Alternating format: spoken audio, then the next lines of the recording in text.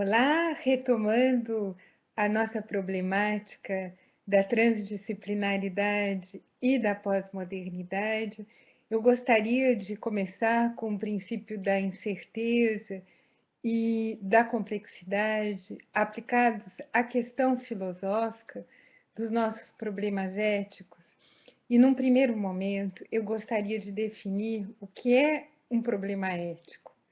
Um problema ético consiste em um problema do sentido da norma moral.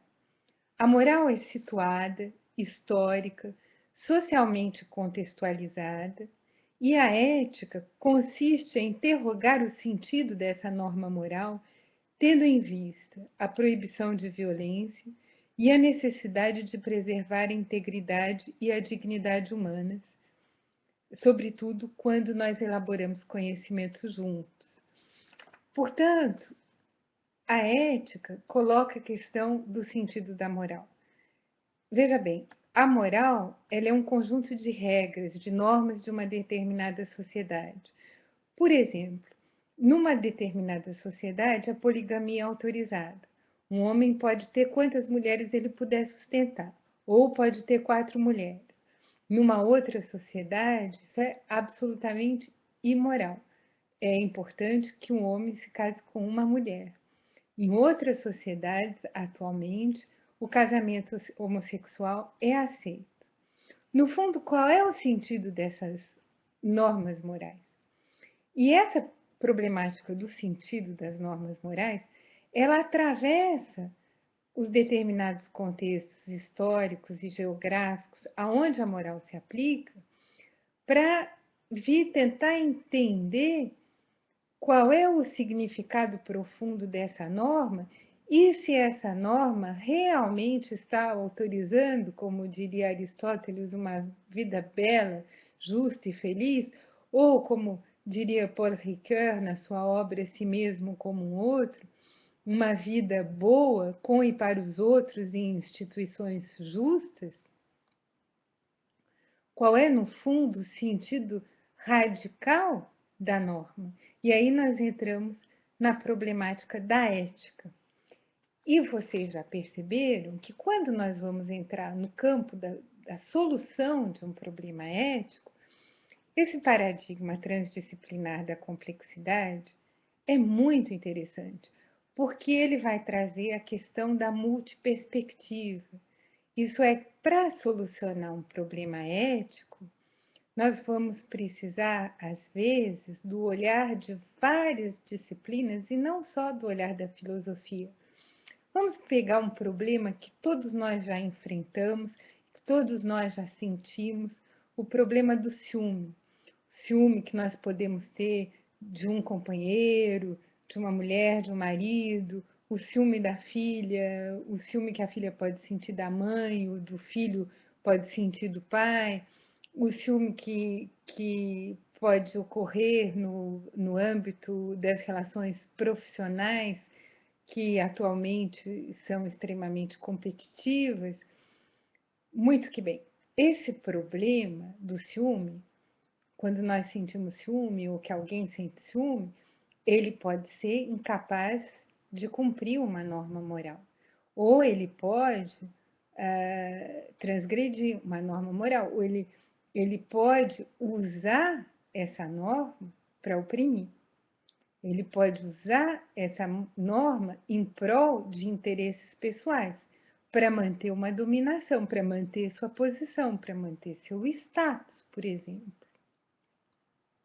Então, essa questão da relação entre a norma e o sentido, essa questão ética, ela vai nos remeter, por exemplo, no caso do ciúme, a pesquisas do campo da psicanálise. Pois,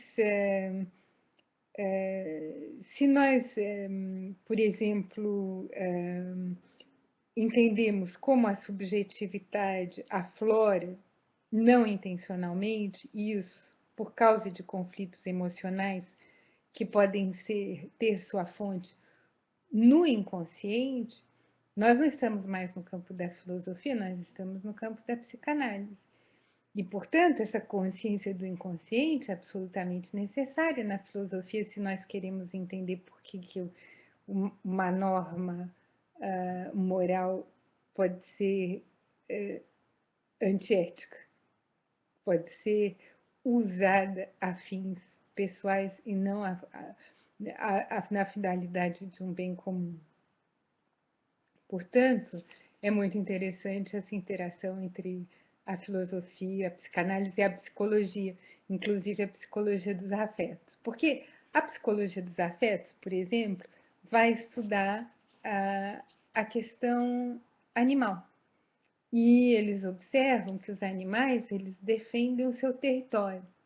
E eles protegem seu território. Então, eles podem se tornar agressivos quando o território é invadido. E nós podemos sentir ciúmes de alguém que está invadindo o nosso território. E ter um sentimento de agressividade, de proteção, de autodefesa, de hostilidade em relação a essa pessoa, porque ela está se aproximando demais no espaço que nós consideramos nosso espaço sagrado. Por exemplo, sempre falando do ciúme, uma outra pista que eu observei, que não é nem da ordem do conflito emocional interno, nem da ordem animal, pode ser baseado num sentimento de profunda injustiça, de desigualdade social. Por exemplo, quando uma criança chega na escola, que uma tem um tênis maravilhoso, brilhando, hoje eles têm uns tênis que acende uma luzinha, e o outro tem um tênis velho e o outro vem descalço para a escola. E esse que vem descalço para a escola, ele pode se tornar triste, agressivo, ter um ressentimento em relação ao outro que está com um sapato confortável. Isso não, ele não precisa tomar remédio para isso, ele não está sendo uma criança desajustada, o ciúme dele é perfeitamente normal e é perfeitamente compreensível, porque é baseado num sentimento de injustiça. E aí são as pesquisas da sociologia ou da antropologia que podem ser extremamente interessantes.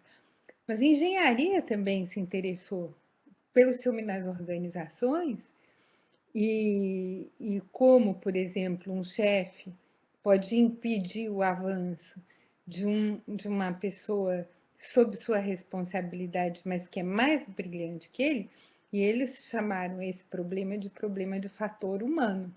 Então, a engenharia também se interessou. E a administração de empresa também se interessa a questão do fator humano nas organizações. Portanto, a troca da filosofia com as outras disciplinas é muito fecunda, pois os problemas humanos muitas vezes são religados entre eles e a sua resolução implica responder ao desafio da complexidade. A complexidade diante da incerteza e da dificuldade teórica que emana dessa incerteza. E eu gostaria de aprofundar essa questão da complexidade a partir das pesquisas de Edgar Morin e ver como esse conceito da complexidade, trazido pela pós-modernidade e pela transdisciplinaridade, é essencial no campo de estudo da filosofia. Muito obrigada pela atenção.